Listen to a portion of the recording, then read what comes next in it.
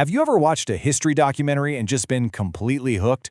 Well, today we're going to pull back the curtain on how that magic happens. We're actually deconstructing the art of historical storytelling itself, and we're using a professional documentary script as our guide. So, the script we're looking at kicks off with this really powerful idea. It's a huge statement, right? It immediately sets the stage for something epic. It promises high stakes and massive change. It's that perfect hook that makes you lean in and say, "Okay, I'm listening." And that's the real question, isn't it? I mean, it's one thing to know what happened, but it's a completely different challenge to make an audience feel it. And that's the central problem we're going to solve today by digging into the framework this script plays out for us. Okay, so let's get right into it. We're going to break down this blueprint that storytellers use to build a compelling historical story from scratch, the kind that makes the past feel alive and, well, really, really important. So what's the very first step in this model? You go big. You establish a grand, almost cinematic scale. The script calls for this sweeping montage, maps, old sketches, photos, to immediately signal to the viewer this story is huge and it matters. All right, so once you've got that big, wide shot, the blueprint says to zoom way in. We're moving to the very core of the story, the anatomy of a single turning point. How do you take one powerful historical moment and make it unforgettable? This is where the real craft is. And you know what? The script gives us this surprisingly simple and totally repeatable three-step formula. The idea is that no matter the era, whether it's ancient Rome or the Cold War, you can use these three building blocks to structure any major historical event. First things first, ground the story in a physical place. Before you tell us what happened, you got to show us where it happened. The script says to use maps to make the setting a character in its own right, something that influences every single thing that comes after. Okay, stage is set. Step 2, you show the receipts. I mean, this isn't fiction, right? It's history. So you bring out the tangible proof, the archaeological sites, the actual manuscripts, the artifacts pulled right out of the ground. This makes the past feel solid, real, and something you can actually verify. And finally, step 3. This is where you connect the dots. You have to answer that single most important question any viewer has. So what? This is the part where you explain how that one moment created ripples that changed culture, technology, or the balance of power forever. Now, what's so cool about this formula is just how flexible it is.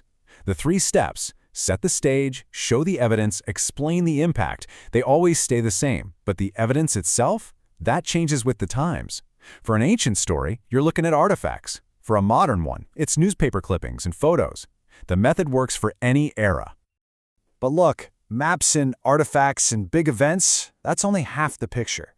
This blueprint reminds us that history isn't just about stuff, it's about people.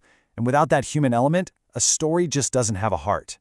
So that brings us to this absolutely crucial part of the process.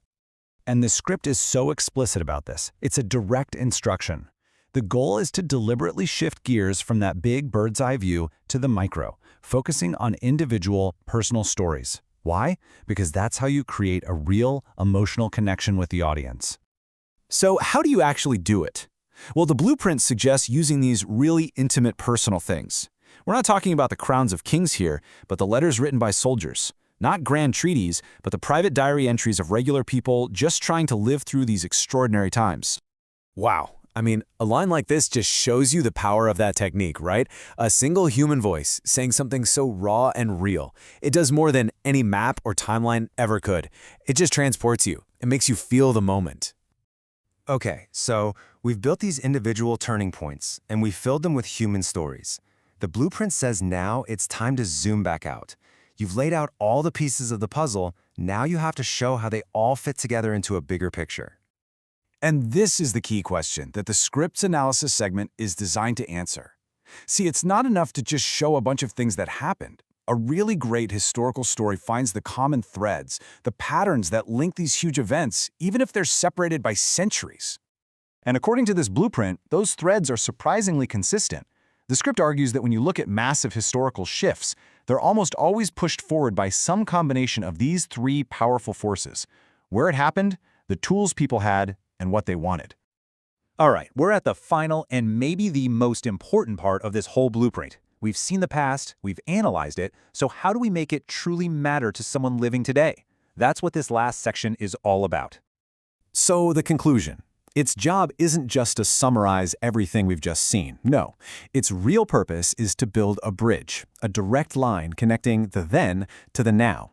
The goal is to make the viewer see that the events of the past aren't dead and gone. They are the very foundation of the world we're standing in today. And that's really the big takeaway here.